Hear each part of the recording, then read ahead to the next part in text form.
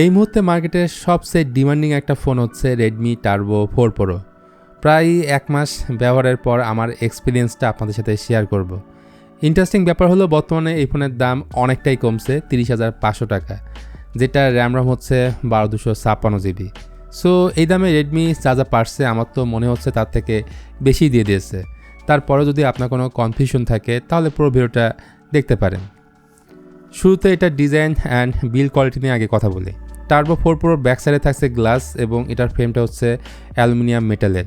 So বিল্ডের দিক থেকে আমার মনে হয়েছে পুরোটাই সলিড। ইভেন এটার মধ্যে IP68 এর রেটিং পর্যন্ত তারা দিয়েছে, এটা ফুললি ওয়াটারপ্রুফ না।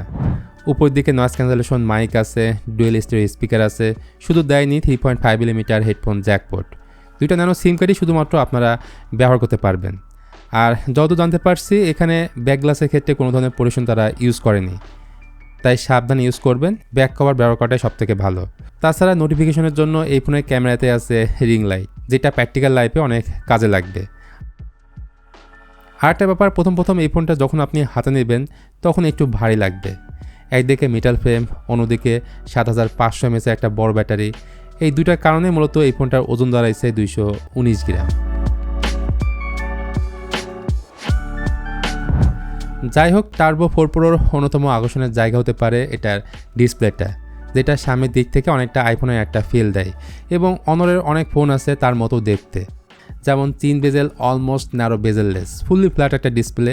অ্যামোলেড অবশ্যই, 120 হার্জের রিফ্রেশ রেট এবং ডিসপ্লে কোয়ালিটি নিয়ে আমি ফুললি স্যাটিসফাইড। এটা typical brightness 800 nits, HBMA 1800 nits এবং পিক ব্রাইটনেসের ক্ষেত্রে 3200 নিটস, যেটা ডিরেক্ট সানলাইটে নিয়ে গিয়েও আমি কোনো ধরনের সমস্যা ফেস করিনি। পাশাপাশি অলওয়েজ অন ডিসপ্লে আছে এবং অপটিক্যাল ইন ডিসপ্লে ফিঙ্গারপ্রিন্ট স্ক্যানারটাও দিতে ভুল করেনি। আর এই পুরো ডিসপ্লেকে পরিবেশন করছে কর্নিং গোরিলা গ্লাস 7i দ্বারা। অন্যান্য ফিচার হিসেবে রয়েছে HDR10+ ডলবি ভিশন এবং 3840 হার্জ হচ্ছে PWM ডিমিং। মোট কথা, একটা দামি ফোনের ডিসপ্লেতে আমরা যা পাই তার সব কিছু এই ফোনের ডিসপ্লেতে আপনারা পাচ্ছেন। দেন পোজ হিসেবে এই ফোনের মধ্যে থাকছে স্ন্যাপড্রাগন 8s Gen 4। একটা ভেরিয়েন্টে পাওয়া যায় 12256 জিবি, যেখানে LPDDR4X র্যাম টাইপ অ্যান্ড স্টোরেজের ক্ষেত্রে UFS 4.1 থাকছে।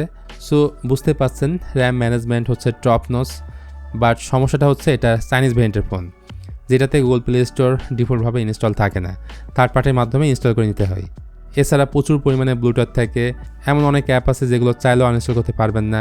কিছু অ্যাপে আবার নোটিফিকেশন পর্যন্ত আসে না। তবে এটা সত্য, গ্লোবাল রমের ফোন থেকে চাইনিজ রমের ফোনটা অনেক বেশি ফাস্ট অ্যান্ড স্মুথ হয়। আর এই ফোনটার আন্তর্জাতিক স্কোর পাওয়া গেছে প্রায় 19 লাখের মতো।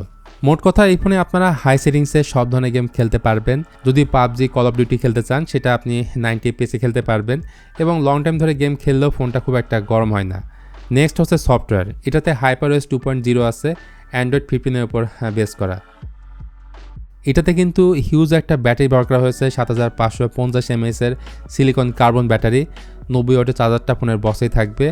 1 ঘন্টা 15-20 মিনিটের মধ্যেই ফুল চার্জ হয়ে যায়। কোনো ওয়্যারলেস চার্জিংয়ের সাপোর্ট নেই, এই জিনিসটা থাকার দরকার ছিল। তো ফাইনালি বাকি থাকছে এই ফোনটার ক্যামেরা। এটার পেছনে আপনারা 2টা ক্যামেরাই পাবেন।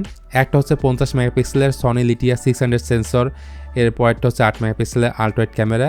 কোনো টেলিফোটো ক্যামেরা এখানে নেই। আর ফ্রন্টেরটা হচ্ছে 20 মেগাপিক্সেলের একটা সেলফি ক্যামেরা।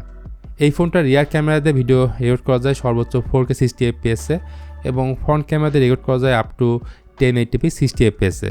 প্রপার লাইটিং কন্ডিশনে এই ফোনটার ক্যামেরা যে এত ভালো পারফর্ম করে এটা আসলেই ধারণার বাইরে, আপনি না ইউজ করলে বুঝতে পারবেন না। সেই সাথে এই ফোনটার প্রাইমারি ক্যামেরা দিয়ে up to 10x digitally zoom করে ছবি বা ভিডিও করতে পারবেন। ডে লাইটের ছবিগুলো আমার কাছে খুবই ভালো লাগছে। রাতের বেলায় যখন ছবি তুলবেন সেই ছবিগুলো আপনার কাছে ভালো লাগবে, কালার টোন চোখে পড়ার মতো। আর আল্ট্রাওয়াইড ক্যামেরাটাও আমার কাছে ডিসেন্ট লাগছে, বড় স্পেস নিয়ে আপনি ছবি তুলতে পারবেন এবং ছবির কোয়ালিটি খুবই আমার কাছে বেস্ট মনে হয়েছে। আর সনি সেন্সর তো অলওয়েজ বেটার ছবি ক্যাপচার করতে পারে, এটা আমরা কম বেশি সবাই জানি। সো আমার মনে হয় না ক্যামেরা নিয়ে আপনাদের খুব একটা টেনশন করতে হবে। সো ওভারঅল সব কিছু মিলিয়ে আমার কাছে রেডমি টার্বো 4 প্রো এই মুহূর্তে মার্কেটের সবচাইতে ডিমান্ডিং একটা ফোন মনে হয়েছে, কারণ এটার ডিসপ্লেটা খুবই ভালো, এটার বিল্ড কোয়ালিটি অসাধারণ, ক্যামেরাটা ভালো, পারফরমেন্সটা ভালো এবং ব্যাটারি ব্যাকআপ ভাই আউটস্ট্যান্ডিং। তো আপনারা এই ফোনটা অবশ্যই দেখতে পারেন 30,000 টাকা বাজেট থাকলে। তো আজকের ভিডিওটা এ পর্যন্তই। ভিডিওটি ভালো লাগলে please hit the like button, share করতে পারেন আপনার বন্ধুদের সঙ্গে। আর এই রিলেটেড ভিডিও যারা পছন্দ করেন তারা তো অবশ্যই এই চ্যানেলটা সাবস্ক্রাইব করবেন।